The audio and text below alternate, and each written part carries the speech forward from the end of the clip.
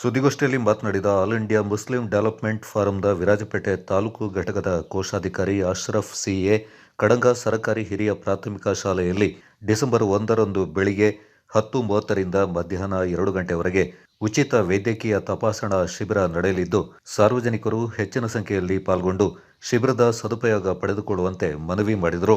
ಶಿಬಿರ ಪ್ರಮುಖವಾಗಿ ಸ್ತ್ರೀರೋಗ ಮತ್ತು ಪ್ರಸೂತಿ, ದಂತ ಚಿಕಿತ್ಸೆ, ವೈದ್ಯಕೀಯ ತಜ್ಞರ ಸಮೀಕ್ಷೆ ಮತ್ತು ಶಸ್ತ್ರಚಿಕಿತ್ಸೆ, ಆರೋಗ್ಯ ತಪಾಸಣೆ ಈ 4 ವಿಭಾಗಗಳಲ್ಲಿ ನಡೆಯಲಿದೆ ಎಂದರು.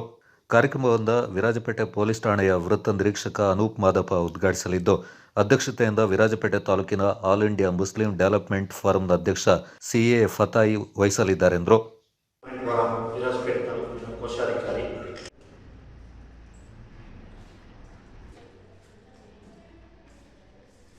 ಬೃಹತ್ ಉಚಿತ ವೈದ್ಯಕೀಯ ತಪಾಸಣಾ ಶಿಬಿರ ನಡೆಯಲಿದೆ.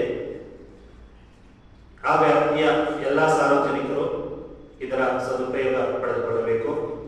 ಅದೇ ರೀತಿ ಅಂದು ಬೆಳಿಗ್ಗೆ 10:30 ಗಂಟೆಗೆ ಸರಿಯಾಗಿ ಉದ್ಘಾಟನಾ ಕಾರ್ಯಕ್ರಮ ನಡೆಯಲಿದೆ.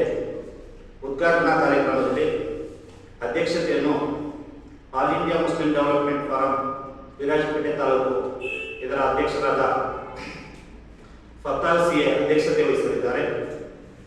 ಕಾರ್ಯಕ್ರಮದ ಉದ್ಘಾಟನೆಯನ್ನು ವಿರಾಜಪೇಟೆ ವೃತ್ತ ನಿರೀಕ್ಷಕರಾದ ಶ್ರೀಮಾನ್ ಅನೂಪ್ ಮಾದಪ್ಪ ಸರ್ ಅವರು ಕಾರ್ಯಕ್ರಮವನ್ನು ಉದ್ಘಾಟಿಸಲಿದ್ದಾರೆ.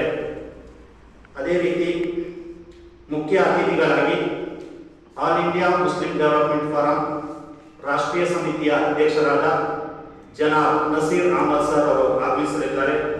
ಅದೇ ರೀತಿ ಕೊಡಗಿನಾದ್ಯಂತ ಹಾಗೂ ಕರ್ನಾಟಕ, ಕೇರಳದಲ್ಲಿ ಚಾರಿಟಿಯಲ್ಲಿ ಪ್ರಸಿದ್ಧಿ ಪಡೆದಂತಹ save the dreams charity Napoklu ಇದರ ಚೇರ್ಮನ್ ಜಾಬೀರ್ ನಿಜಾಮೀರ್ ಅವರು ಮುಖ್ಯ ಅತಿಥಿಗಳಾಗಿ ಭಾಗವಹಿಸಲಿದ್ದಾರೆ.